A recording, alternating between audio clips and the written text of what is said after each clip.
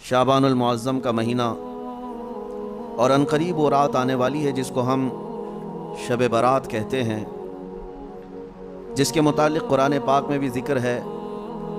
अल्लाह ताला ने यूँ फरमाया, हामीम वल किताबिल मुबीन इन्ना अंज़लनाहु फ़ी लैलतिन मुबारकतिन इन्ना कुन्ना मुंज़िरीन फ़ीहा युफ़रक़ु कुल्लु अम्रिन हकीम।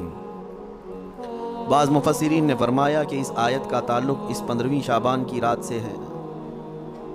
बहरहाल इतनी बात तो सारे लोगों को पता होगी कि अब हमारे ज़िंदगी का एक बाब 14वीं शाबान को बंद हो जाएगा और 15वीं शाबान को हमारे नए साल के तमाम मामलात का दरवाज़ा फिर से खोला जाएगा। यानी इस रात को अल्लाह ताला फ़रिश्तों पर तमाम मामलात का हुक्म नाजिल फरमाता है कि फ़लाँ बंदे के साथ साल भर में क्या क्या होना है। उससे पहले कि नए साल में हमारे लिए क्या क्या होना है, यहाँ तक कि ये तक हुक्म आ जाता है कि कितने लोग पैदा होंगे और कितने लोग दुनिया से जाने वाले हैं। कई लोगों के मुतालिक हदीस पाक में है, उस रात उनका फ़ैसला हो चुका होगा कि अब ये दुनिया से जाने वाला है, लेकिन वो बंदा अपनी शादी की तैयारियों में मसरूफ़ होगा। किसी के मौत का परवाना जारी हो चुका है लेकिन वो अपने घर बनाने में मसरूफ़ होगा, वो अपने कारोबार के तरक्याती कामों में मसरूफ़ होगा। उसे अंदाज़ा तक नहीं होगा कि उसका फरमान निकल चुका है। लेकिन उससे पहले की एक बात कि 15वीं शाबान को हमारे मुतालिक क्या क्या अहकामात नाजिल होंगे, ये साल शुरू होने पर है। लेकिन उससे पहले कि हमारे आमाल जो पेश होंगे अल्लाह की बारगाह में साल भर के, इस सिलसिले में तो अब हम गौर कर सकते हैं। इसलिए कि ये भी फरमाया गया कि ख़ात्मे पर सब कुछ दारो मदार है आमाल का। जो आप लोग सुनते हैं ना, first impression is the best impression, लेकिन यहाँ पर उसके बरअक्स है, last impression is the best impression. ज़िंदगी के आखिरी वक्त जो अमाल हैं उन्हीं का एतबार होगा। तुम्हारे ज़िंदगी का दरवाज़ा बंद होने से चंद सानिये पहले जो तुम कर रहे थे उसका एतबार होगा। इसीलिए फरमाया गया, मेरे आका सल्लल्लाहु तआला अलैहि वसल्लम ने इरशाद फरमाया, अल्लाह ताला ने किसी को जन्नती लिखा है, किसी को जहन्नमी। लेकिन होता यह है कि एक बंदा नेक काम कर रहा है, ज़िंदगी भर अच्छे अमाल करता रहता है, लेकिन उसके मुतालिक लिखा गया कि जहन्नम में जाने वाला है। होता कैसे है? फरमाया गया, मौत के आने से चंद दिनों पहले या चंद लम्हों पहले वो ऐसे गंदे कामों में मसरूफ़ हो जाता है जो जहन्नम की तरफ ले जाते हैं। उन्हीं कामों में उसकी मौत होती है और ख़ात्मे पर ही सब दारो मदार है, फिर उसे दोज़ख की तरफ ले जाया जाता है। और किसी के मुतालिक अल्लाह ताला ने जन्नती लिखा है, जबकि उसके काम बुरे थे, ज़िंदगी में अजब अजब काम किया करता था। ये कैसे? फरमाया गया कि वो बुरे कामों में मसरूफ़ तो रहता था, लेकिन मौत से पहले अचानक वो अल्लाह की तरफ आ गया, मस्जिदों की तरफ आ गया, ये महफिल में बैठने लग गया, और इसी असना में उसकी मौत हुई। तो आखिर में जो कुछ करता था उसी का एतबार किया जाएगा और उसे जन्नत भेज दिया जाएगा। मेरे अजीज़ों, अब 15वीं शाबान से पहले मेरे ख्याल से 4 या 5 दिन बचे हैं। इस साल जो कुछ भी गुजरा है, इस पर अब एक दरवाज़ा बंद होगा और अल्लाह की बारगाह में इस साल की किताब पेश होगी। यानी शमसी साल के एतबार से, अंग्रेज़ी महीनों के एतबार से 2022 और 23 इनकम टैक्स का हिसाब ऐसे ही चलता है, 20-21, 21-22, 22-23, इस तरह से आपका 22 और 23 का हिसाब 4 दिन के बाद अल्लाह करीम की बारगाह में जाने वाला है। साल भर क्या क्या किया, इसका एहतसाब भी ज़रूरी है। अगर ख़ुद से कैलकुलेट करोगे तो फ्यूचर तुम्हारा, मुस्तकबिल अच्छा हो सकता है। अगर एहतसाब नहीं करोगे तो पुरानी गलतियां वैसी की वैसी रह जाएंगी और उसी पर तुम आगे इमारतें बढ़ाते चले जाओगे। एहतसाब औलिया कामिलीन की महफिलों की एक ख़ास तरबियत का नाम है, एहतसाब। यानी आप आगे के ईंट रखने से पहले पीछे एक बार देख लो कि मुझसे ख़ताएं कहाँ कहाँ हुई हैं, गलतियाँ किन किन बातों पर हुई हैं, और इसी को कहते हैं एहतसाब। ये 4 दिन जो आपके पास बचे हैं इस एहतसाब के लिए बहुत उम्दा हैं। और फिर हो सके तो जैसे हमारे बुज़ुर्गों का मामूल है, हम 14 शाबान को भी 15 शाबान को भी रोज़ा रख लेते हैं। वजह क्या है? بعض لوگ خامخواہ ہم سے بحث کر رہے ہیں، اس کی دلیل کہاں ہے، اس کی دلیل کہاں ہے، یہ کہاں سے ثابت ہے، وہ کہاں سے ثابت ہے، ان کو شب برات کے روزوں کے متعلق بڑی عجیب سی بات ہے۔ بات صرف اتنی سی ہے کہ ہماری تمنا یہ ہے کہ ہمارے اعمال جب اللہ کی بارگاہ میں جا رہے ہوں 14 شعبان کو، اس وقت بھی ہم روزے کے عالم میں ہوں، اور جب ہمارا نیا سال شروع ہو رہا ہو اس وقت بھی ہم روزے کے عالم میں ہوں۔ کیا یہ بہتر طریقہ نہیں ہے؟ اسی لیے بزرگوں کا معمول رہا کہ اس سال جو بھی چلا، جیسا بھی گیا، گزرا تو ہے، لیکن اخیر وقت کچھ ایسے اعمال کر لو کہ اللہ کی بارگاہ میں جب یہ پیش ہوں تو تمہارے لاسٹ امپریشن کو دیکھا جائے، تمہارے آخری اعمال کو دیکھا جائے کہ آخر میں یہ کیا کرتا تھا۔ اور ہو سکتا ہے اس آخری عمل کی بدولت اللہ تعالیٰ پچھلے تمام گناہوں کو معاف فرما دے۔ آج چونکہ یہ جو محفل ذکر ہے رمضان سے پہلے کی شاید یہ اب آخری ہے، میں سفر پر روانہ ہو رہا ہوں، اس میں اگلی 2 محفلیں ہماری نہیں آ پائیں گی، رمضان المبارک سے پھر انشاءاللہ ہوگی، لیکن آج میرے آنے کی خاص ایک وجہ یہی تھی، جبکہ میں مسلسل سفر میں ہوں، اسی وجہ سے میں آج یہاں پر آیا کہ میں خود اپنے لیے بھی اور سب کے لیے بھی 15ویں شعبان سے پہلے ایک ایسی محفل کریں کہ جو ہمارے اس گزرے ہوئے سال کے اوپر ایک ایسی مہر لگ جائے کہ اللہ اس محفل کی برکت سے ہمارے پچھلے گناہ معاف فرمائے۔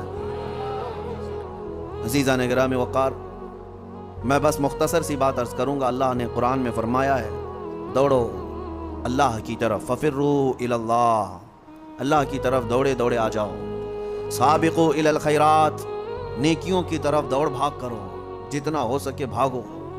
صحابہ کرام رضوان اللہ تعالیٰ علیہ مجمعین میں اس بات کا تو کمپٹیشن ہوتا تھا، وہ نیکیوں میں سبقت لے جانے کے لیے ایک دوسرے کے آگے بڑھنے کی کتنی تمنائیں کرتے، اور یہاں ہم کن چیزوں میں آگے بڑھنے کی ہوڑ لگی ہے دنیا میں، باقی نیکیوں کی طرف کتنے لوگ دوڑتے ہیں وہ سب کو پتہ ہے۔ اکثر کو تو یہ چاہیے کہ مجھے سب سے پیچھے والی جگہ ملے، نہیں، سب سے آگے بڑھنے کی تمنا کیوں نہیں ہے؟ سیدنا ابو بکر صدیق اور حضرت عمر فاروق رضی اللہ تعالیٰ عنہ کا معمول یہ تھا کہ حضرت عمر کہتے ہیں میں ڈھونڈ کر کے مدینے میں کچھ ایسی نیکی کرنا چاہتا تھا جو ابو بکر نہیں کرتے، کہیں پر بھی ان کے برابر ہو جاؤں یا ان سے آگے بڑھ جاؤں۔ بڑی مشکل سے حضرت عمر کو ایک گھر ملا، ایک بوڑھی عورت جس کا کوئی نہیں رہتا تھا۔ حضرت عمر نے طے کر لیا کہ اس کے بیوہ عورت ہے، اس کے گھر کا سارا کام میں کر دوں گا، کسی کو پتہ بھی نہ چلے، نیکی کا کام ہے۔ وہ فجر میں نماز کے بعد جا کر دیکھے تو اس عورت کا سارا گھر کا کام پہلے سے کیا ہوا ہے، جبکہ وہ بستر سے اٹھ نہیں پاتی، اس کے گھر کے برتن، اس کا بستر، سب کچھ صاف ستھرا ہے۔ دوسرے دن آ کر دیکھے وہی حال تھا۔ حضرت عمر کہتے ہیں تیسرے دن میں اذان فجر سے پہلے ہی چھپ کر دیکھنا شروع کیا کہ آخر اس کے گھر کا کام کرتا کون ہے۔ کہا ایک چادر اوڑے ہوئے ایک شخص آیا، گھر میں داخل ہوا، جھاڑو لیا، جھاڑنے لگا، ساری چیزیں ڈھنگ سے رکھنے لگا، اذان ہونے لگی، وہ اس عورت کے گھر سے باہر نکلنے لگا۔ حضرت عمر کہتے ہیں میں قریب جا کر چادر ہٹایا تو ابو بکر صدیق تھے۔ پھر کہا ایک یہ مثال، حضرت عمر کہتے ہیں میں کبھی آگے بڑھ ہی نہیں سکتا، میں جہاں کوشش کرتا ہوں اس سے پہلے حضرت ابو بکر پہنچے ہوئے ہوتے۔ جب آپ کی خلافت کا وقت تھا تب آپ نے اعلان کیا، حضرت عمر فاروق نے، کوئی ایسی نیکی جو ابو بکر کرتے تھے اور میں نہیں کر رہا ہوں تو لوگوں مجھے بتا دو تاکہ میں برابر ہو جاؤں۔ کسی ایک صاحب نے کھڑے ہو کر کہا حضرت ابو بکر جب خلافت کرتے تھے ان کے زمانے میں وہ سب کے حقوق ادا کرتے، لیکن روزانہ وہ دوپہر کے وقت اپنے ہاتھ میں توشادان لے کر جنگل کی طرف جاتے اور پتہ نہیں کسی کمزور یا کوئی معذور یا محتاج کو کھلا کر آتے، لیکن ہمیں یہ نہیں معلوم کس کو کھلاتے تھے۔ یہ حضرت ابو بکر کا معمول تھا۔ حضرت عمر نے کہا یہ تو مجھے بھی نہیں معلوم تھا، میں کل سے ہی یہ کام شروع کرتا ہوں۔ دوسرے دن حضرت عمر نے اپنے گھر سے توشادان لیا، روٹی سالن، اور لے کر اسی جنگل کی طرف چل پڑے۔ وہاں کس کو کھلاتے تھے کیا پتا، دن بھر ڈھونڈتے رہے، کوئی ملے، کوئی نہیں ملا۔ شام کا وقت قریب آ رہا تھا، ایک پہاڑ کی چوٹی میں ایک غار سے کسی کے ذکر کرنے کی آواز آ رہی تھی۔ حضرت عمر اس آواز کی طرف لپک گئے، دوڑ کر جا کر دیکھا کہ کوئی ہے یہاں پر مجبور۔ اللہ اکبر، جیسی غار کے اندر نظر پڑی تو دیکھا ایک ایسا شخص بیٹھا ہوا ہے جس کے ہاتھ بھی کٹے ہیں، پیر بھی کٹے ہیں، اور آنکھوں سے بھی بینا نہیں ہے، اندھا ہے، نابینا ہے۔ اتنی معذوری کے عالم میں اگر کوئی بیٹھا ہوا ہے اور غار میں، تو حضرت عمر کہتے ہیں مجھے تو یقین ہو گیا کہ یہی وہ بندہ ہے جس کو حضرت ابو بکر کھلایا کرتے تھے۔ اس کا کھانا وقت کا خلیفہ کھلایا کرتا تھا۔ حضرت عمر کہتے ہیں میں گیا، چپکے سے جا کر بیٹھ گیا، میں نے آواز بھی نہیں کی تاکہ اس اندھے شخص کو یہ معلوم بھی نہ ہو کہ کون کھلانے آیا ہے۔ آپ نے روٹی توڑ کر سالن میں بھگوئی اور اس اندھے کو منہ میں روٹی رکھی۔ جیسے ہی اس کے منہ میں روٹی کا ٹکڑا گیا وہ چیخ کر کہتا ہے آنے والے، کیا ابو بکر کا انتقال ہو گیا؟ کون آیا ہے آج کھلانے کے لیے؟ حضرت عمر کہتے ہیں تو اندھا ہے، نابینا ہے، تجھے کیسے خبر کہ آنے والا ابو بکر نہیں ہے؟ وہ کہتا ہے اس لیے کہ ابو بکر کو پتا تھا میرے منہ میں دانت نہیں ہے، وہ اپنے منہ سے چبا کر میرے منہ میں روٹی ڈالتے تھے۔ آج تو نے پوری روٹی اٹھا کر ڈالی تو مجھے سمجھ میں آ گیا کہ آنے والا ابو بکر نہیں ہے، کوئی اور آیا ہے۔ حضرت عمر کی آنکھوں سے آنسو آئے، باہر نکل کر کہتے ہیں قسم رب ذوالجلال کی ہے ابو بکر، آپ سے ایک قدم بھی میں آگے نہیں بڑھ سکتا۔ لیکن تھی تو دوڑ، سابقوا الی الخیرات جس کو اللہ نے فرمایا، یعنی نیکیوں کی طرف بھاگو، دوڑو۔ آپ کے اندر یہ مقابلہ آرائی اگر آ جائے، جس کو ہیلتھی کمپٹیشن کہا جاتا ہے، اس میں حسد نہیں ہے، اور اگر اس میں حسد بھی ہو تو نیکیوں میں ہے۔ رشک جس کو کہتے ہیں، جس کو فرمایا کہ حسد ایک جگہ جائز ہے، وہ علم ہے، یعنی اس کو اتنا علم ہے تو میں اور علم حاصل کروں۔ اگر کوئی 2 رکعت نماز پڑھ رہا ہے تو آپ کے اندر اس بات کی تمنا جاگنی چاہیے میں 4 پڑھوں۔ نیکیوں میں دوڑ لگاؤ، اور آپ کو پتہ ہے صدقہ دکھا کر دینا افضل ہے کہ چھپا کر دینا افضل ہے؟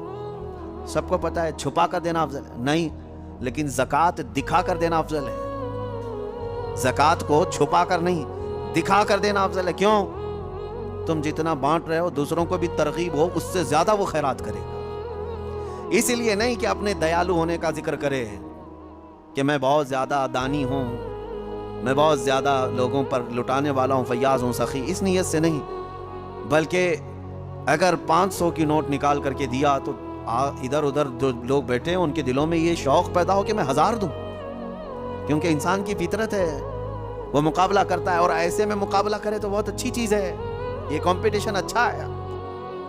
اور میں اسی بات کی ترغیب دیتا ہوں نوجوانوں کو بھی کہ آپ خود دوسروں کے متعلق بہت ساری چیزیں پوچھتے رہتے ہیں، بہت ساری چیزیں پوچھتے ہیں، کتنا کماتے ہو، نوکری کون سی ہے، کون سی کمپنی ہے، سیلری کتنی، پیکج کتنا، یہ سب سوالات ہیں۔ اور جب وہ جواب دیتا ہے میری کمپنی فلاں ہے، تنخواہ میری 50 سے 70 ہزار کی ہے، اور پھر سہولیات کیا ہیں، گاڑی آتی ہے، لے جاتی ہے، چھوڑتی ہے، یہ سب سنتے ہو، پھر دل میں یہ تمنائیں جاگنے لگتی ہیں میری تو 1 لاکھ ہونا چاہیے، میری کمپنی اس سے بڑی ہونی چاہیے، مجھے بھی ایسی سہولیات ہونی چاہیے۔ یہ جو تمنا تمہارے دل کے اندر آئی تمہارے پوچھنے پاچھنے کی وجہ سے ہی آئی۔ لیکن مجھے بتاؤ، کیا اپنے دوستوں میں کسی سے کبھی یہ سوال کیا کتنے ختم قرآن ہوئے؟ سال بھر میں کوئی جمعرات پیر کا روزہ رکھتے ہو؟ نہیں پوچھتے آپ، نہ آپ اس کی تلاوت قرآن کو پوچھتے ہو، نہ آپ اس کے روزوں کو پوچھتے ہو، نہ آپ اس کی نمازوں کے متعلق۔ میرے عزیزو یہ بھی پوچھتے، اگر وہ بندہ عبادتوں میں آگے ہے تو تمہارے دل میں بھی یہ تمنا آ جاتی کہ کاش میں بھی اس کی طرح سے اور آگے بڑھ جاؤں۔ میں یہ باتیں صرف اس لیے کہہ رہا ہوں کہ رمضان المبارکہ میں آپ سب کا یہی کمپٹیشن ہو جائے تو ہر ایک کا رمضان بہتر سے بہترین ہوگا، بہتر نہیں بلکہ بہترین ہوگا، بہترین ہوگا۔ عزیزان گرامی وقار، مجھے یاد ہے بچپن میں جب چھوٹے تھے تو رمضان میں روزانہ اسکول جانے کے بعد یہی چیزیں ہوتی تھی، تیرے کتنے روزے ہوئے، تیرے کتنے روزے ہوئے ہیں، ہر ایک کے روزے ہی ایک دوسرے کو پوچھتے رہتے۔ لیکن ہو سکتا ہے آپ کے ساتھ بھی ایسا ہوتا رہا ہوگا، سارے دوست جیسے 10 رمضان آ گئے، 15 رمضان آ گئے، ہر ایک کو پوچھتے رہتے ہیں کتنے ہوئے، کسی کے 7 ہوئے، کسی کے 10 ہوئے،